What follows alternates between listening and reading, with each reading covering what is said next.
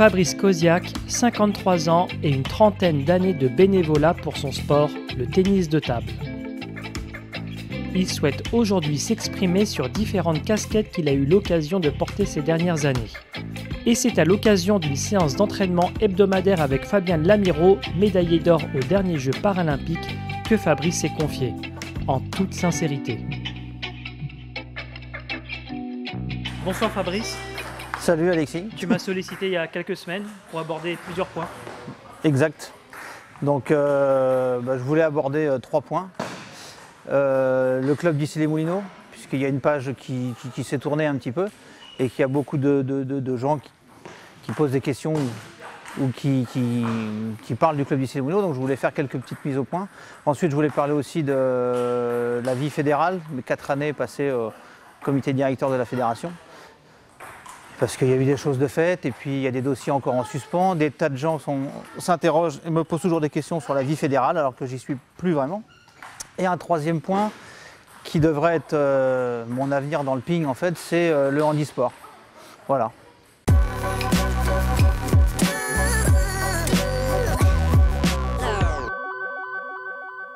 Le club d'Issy-les-Moulineaux, donc en fait ce qui se passe là, il y a une petite page qui se tourne parce que j'ai lâché la présidence du club. C'est la 2e fois que je lâche la présidence du club, puisque je l'avais fait déjà il y a 2 ans. Malheureusement, la personne qui avait repris la présidence n'a pas été tout à fait à la hauteur, mais elle a fait ce qu'elle a pu. Mais enfin, devant l'ampleur de la tâche, au bout d'1 an, elle l'a arrêté. Il n'y avait personne pour reprendre le club, donc j'ai repris pour une année de plus, en me disant que c'était la dernière, en prévenant tout le monde, et qu'il fallait qu'il y ait quelqu'un qui prenne la suite.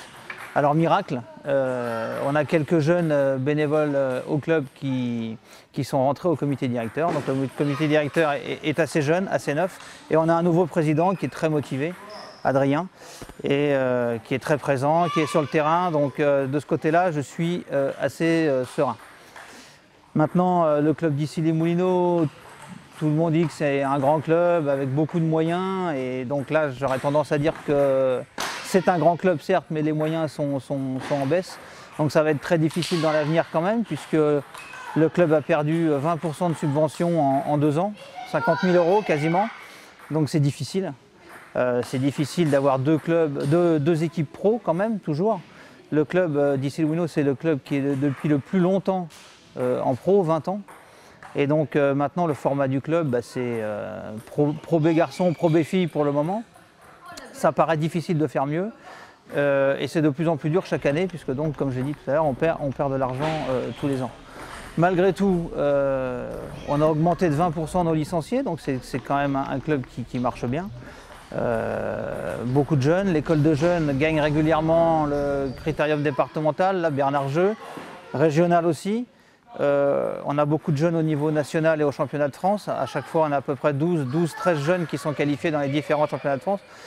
Donc on a une très bonne école de jeunes, ceci grâce quand même, il faut le dire, à 3 jeunes entraîneurs qui depuis plusieurs années là, quand même s'y emploient. Je pense à Perrine, je pense à Natacha, à Ludo Jomod qui a rejoint le club pour s'occuper du haut niveau. Et donc tout ça crée une très bonne dynamique. Donc de ce côté-là, sportivement, le club se porte bien. Par contre, financièrement, ça devient de plus en plus dur et je ne suis pas forcément très optimiste quant à la pérennisation du haut niveau sur le club, quoi. Voilà. Maintenant, l'équipe dirigeante est nouvelle. Il n'y a pratiquement que des gens qui vont dans le même sens. Dans l'équipe technique, c'est pareil, on a rajeuni et ça va beaucoup mieux qu'il y a quelques temps. Donc je suis relativement serein et confiant quant à la suite. Mais il ne faut pas se leurrer. Le club d'Issy-les-Moulineaux, comme beaucoup de clubs de la région parisienne, les moyens sont en baisse et je ne sais pas si on va continuer à faire du haut niveau, par exemple, encore de nombreuses années. Le haut niveau, c'est aussi grâce à quelqu'un qui a été là pendant 17 ans au club qu'on a pu mener le club CEO, à David Johnson par exemple. Et maintenant, Ludo a pris la suite, ça se passe vraiment très bien. Le projet, c'est un projet toujours pareil à Issy-les-Moulineaux, équipe jeune, si possible avec des joueurs en structure, ce qui est toujours le cas. Ça crée des avantages les jeunes, mais ça a aussi des inconvénients, on ne les a pas souvent. Et donc, bon, c'est difficile d'avoir un vrai enthousiasme autour du championnat pro. Mais par contre, pour les filles, où on a un vrai projet féminin, avec des filles formées au club, des filles qui s'entraînent au club, et donc là, c'est en train de prendre de l'ampleur. Les filles sont quasiment premières du championnat de Pro B, là. Et donc, c'est le projet de la ville d'Issy-les-Moulineaux, le sport de haut niveau féminin. Donc, j'espère qu'au moins, on arrivera par la suite à garder au moins ça. Est-ce que Fabrice, le tennis de table est surcoté? Je pense que oui, et je pense que... Alors je ne vais pas me faire que des amis, hein, forcément en disant ça, mais on met beaucoup trop d'argent dans le tennis de table pour le haut niveau, dans les clubs, alors qu'on n'est pas un sport professionnel. Voilà. Alors il peut y avoir de l'argent, on peut aider les joueurs dans leur progression, dans leur ping, mais de là à ce que les joueurs du championnat pro, dans les clubs, vivent que du tennis de table, pour moi, non. Et je pense que c'est une erreur de baser le championnat, par exemple, là-dessus, quoi. Il faut aider les joueurs, il faut les indemniser, ça doit être un gagne-pain en plus pour eux, mais on ne peut pas considérer que le tennis de table, le championnat pro, c'est professionnel. Bien sûr, il y a des clubs en Pro A qui y arrivent, qui mettent les moyens et qui ont les moyens, tant mieux pour notre championnat. Mais globalement, beaucoup de clubs investissent trop dans le championnat pro, dans les joueurs dits professionnels, et devraient mieux se structurer, avoir une école de formation, avoir les joueurs au club, et ça dynamiserait, ça développerait un peu plus. Là, je pense qu'on vit au-dessus de nos moyens, mais ça n'engage que moi.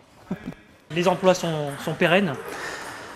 Les emplois sont pérennes, parce qu'on va toujours privilégier l'emploi des cadres du club. Maintenant, si jamais il n'y a plus de haut niveau, forcément, il va falloir restreindre un petit peu, hein. On a un poste qui est dédié au haut niveau, les autres sont dédiés à l'encadrement de tout le reste du club. Bon, les emplois, je pense qu'ils sont pérennes, il n'y aura pas trop de soucis là-dessus. La ville continue de nous aider, mais elle réduit. Donc jusqu'à quand elle va réduire, j'en sais rien. Voilà, donc, mais bon, les emplois sont pérennes. C'est partout pareil, ces réductions, on le sait. Apparemment, c'est partout pareil, surtout en Ile-de-France, surtout avec les collectivités, hein, qui baissent leurs dotations. Alors on nous dit toujours les dotations de l'État baissent. Certes, à Issy-les-Moulineaux, il y a eu 3% de baisse de dotation de l'État il y a 2 ans, 1% l'année dernière. Et nous, on a pris 20% en moins. Donc voilà, il n'y a pas que ça, quoi. Je pense que les villes ne veulent plus supporter la charge du haut niveau. Où sont les partenaires? Les partenaires, ce sont que, pour nous, ici les Moulineaux, que des partenaires institutionnels.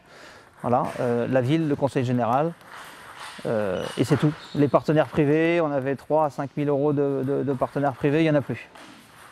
Quand on vient les soirs de match, que ce soit ici les Moulineaux ou sur d'autres salles, en Ile-de-France surtout, on voit une salle qui est vide. C'est ça. C'est triste, c'est depuis des années comme ça. C'est ça. Alors, là, il y a plusieurs raisons à ça. L'Île-de-France, c'est très particulier. Il y a une offre de compétition, de sport, d'attraction qui est énorme toute la semaine, le week-end ou la semaine. Les matchs sont le mardi soir. Il est très difficile de circuler en région parisienne le mardi soir. Les gens quasiment sortent du travail. Donc ça a été évoqué plusieurs fois. Ensuite, est-ce que les pongistes, les licenciés eux-mêmes, sont attirés par le haut niveau? C'est pas sûr. Puisque, par exemple, chez nous, on a beau faire toute la communication qu'on veut auprès de nos jeunes, dans les entraînements, toute la semaine, il y a très très peu de nos propres adhérents qui viennent voir les matchs. Et c'est pareil quand vous allez dans toutes les autres salles de l'Île-de-France. Donc je pense qu'il y a ce problème-là. Est-ce que le haut niveau du championnat intéresse nos licenciés? C'est pas sûr. Et il y a le fait que voilà, on offre des matchs en semaine, le soir. C'est très compliqué en Ile-de-France pour y aller. Voilà. Quand on voit ça, on peut se dire à quoi bon continuer le haut niveau? Est-ce qu'on peut se dire que c'est des dirigeants qui tombent amoureux un peu de leur équipe? J'ai toujours dit que pour moi, le championnat pro, c'était un championnat de présidents. Ce sont avant tout les présidents qui se font plaisir. J'ai fait récemment, en tant qu'élu fédéral, un sondage. Le championnat pro, ce n'est pas la priorité des tout meilleurs, bien que ça les fait vivre. quand même, un petit peu. Mais voilà, c'est pas avant tout leur priorité. Je pense qu'il faut revoir le format. Bon, on est en plein dedans en ce moment, enfin, on devrait être en plein dedans. On va voir ça un petit peu après, on devrait être en plein dedans. Mais je pense qu'il y a pas mal de choses à revoir sur le concept du championnat.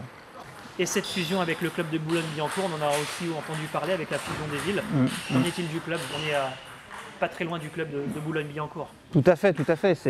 C'est vrai qu'avoir deux clubs qui évoluent à un bon niveau dans le championnat pro, à 2 km d'intervalle, ça n'a pas beaucoup de sens, notamment pour les collectivités territoriales qui financent.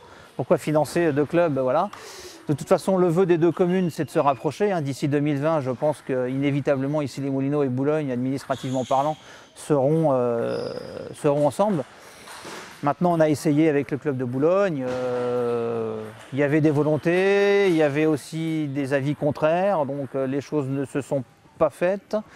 Les élus aussi, je pense, s'y sont très mal pris à un moment donné.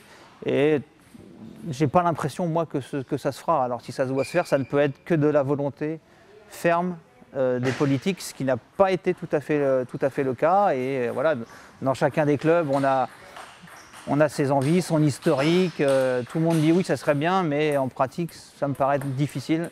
Enfin, pour le moment, ça ne sera pas. Après, si les deux maires disent c'est comme ça et c'est pas autrement, eh ben, on le fera.